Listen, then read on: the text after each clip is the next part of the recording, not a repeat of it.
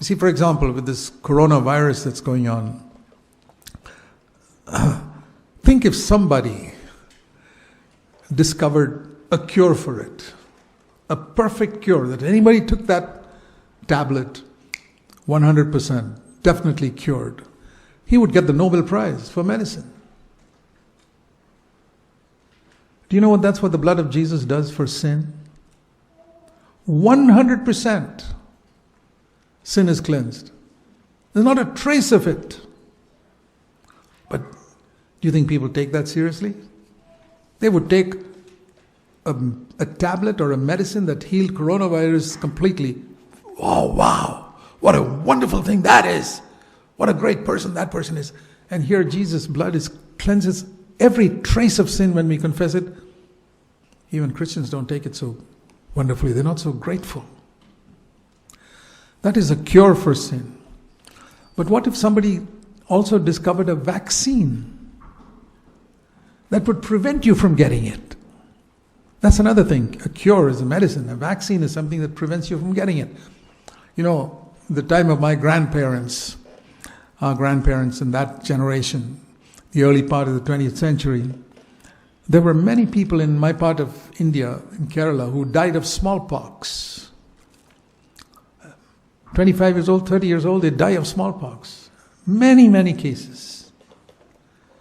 So we all got a vaccination of smallpox when we were kids. They don't give it nowadays, I suppose, because it's all eliminated. But I remember I had to get it so that I don't get smallpox. It was a vaccination that prevented me. That's different from a medicine that cures me. So there's provision for both in the New Testament. The medicine that cures is the blood of Jesus Christ. I've already sinned and it has to be cleansed. I've already got this coronavirus and here's the cure for it. But there's a vaccine that can prevent me from getting it. And that's what the Bible calls grace. Sin shall not rule over you because you got grace. I don't have to get it. Can you imagine how excited people would be if there was a guaranteed vaccination that would prevent you from ever getting the flu or ever getting the virus?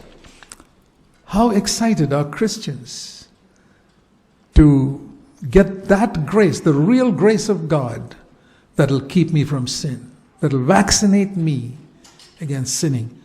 This is the question we need to ask ourselves as believers. Forget the rest of the world.